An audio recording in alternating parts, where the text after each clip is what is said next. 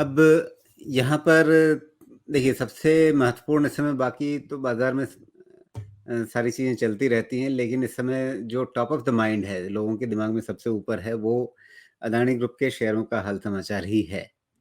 पिछले हफ्ते जो कुछ भी डेवलपमेंट्स रही एफपीओ वापस लेने के बाद से जिस तरह से एक और कैपिचुलेशन, एक और राउंड चला अदानी समूह के शेयरों के टूटने का, उसके बाद अब वैसे हमने बात की थी इसको लेकर बुधवार को भी, लेकिन बुधवार से आज के भाव में ही मतलब अच्छा खासा फ़र्क आ चुका है।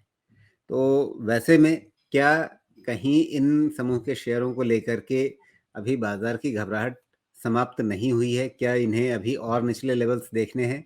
या कहीं पर जाकर आपको लगता है कि ये अपनी एक फेयर वैल्यू के आस-पास आएँगे तो शायद दबाव कम हो जाएगा?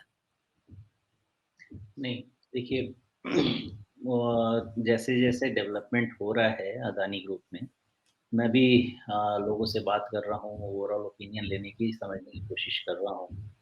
तो अदानी के पास जितनी भी कंपनीज़ का जो भी एक क्लस्टर है, अदानी हो या प्लस एसीसी या गुजरात या अंबुजा सीमेंट या एनडीटीवी, इन सब पे एक नज़रिया ये निकल के आ रहा है कि ये जो प्रॉब्लम है, ये ओवर वैल्यूएशन के कारण ट्रिगर हुई है।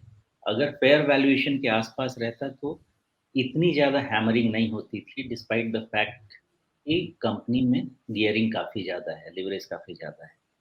तो ये जो हैमर हुआ है, एक तो रिपोर्ट ने हैवक क्रिएट किया है, लेकिन उसको एक्सेंचुएट किया है एक्सट्रीमली ओवर वैल्यूएशन।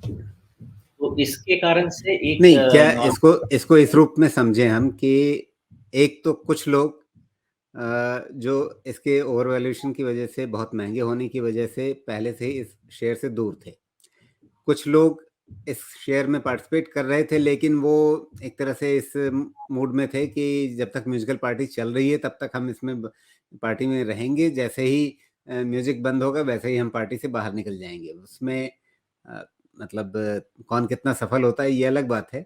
क्योंकि जैसे ही पार्टी बंद होती है सब कोई भागते हैं, या जैसे वो दूसरा एक इसी में एग्ज़ाम्पल लिया जाता है कि मतलब अ, पार्टी खत्म होते ही आप सब लोग दरवाजे की तरफ भागना चाहते हैं और दरवाज़ा बंद हो जाता है।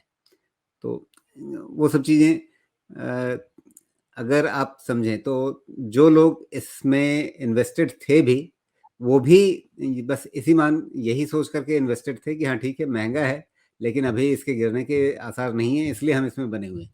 जैसे ही गिरने का आसार दिखा, वैसे ही उन्होंने भी एग्ज़िट करना शुरू कर दिया। और जो लोग शॉर्ट सेल कर रहे थे, वो तो शॉर्ट सेल थे ही। मतलब इसको खरीदारी का सपोर्ट कहीं से भी मिल नहीं रहा था। वो खरीदारी का सपोर्ट वापस कहाँ से मिलना शुरू हो सकता है? ओके, तो पहली चीज़ ये है कि जितने भी most of the investors retail के साइड पे अगर बात करें तो, जैसे क्वेश्चंस मुझे आ रहे हैं, वो लोग अभी भी एग्ज़िट ले नहीं पाए, जब तक सर्किट नहीं खुला था। तो काफ़ी सर्किट तो ओपन हो गया फ्राइडे ट्रेड में, तो अगर वहाँ पे सेलिंग आनी होगी थोड़ी बहुत, तो वहाँ पे एग्ज़िट मिला होगा।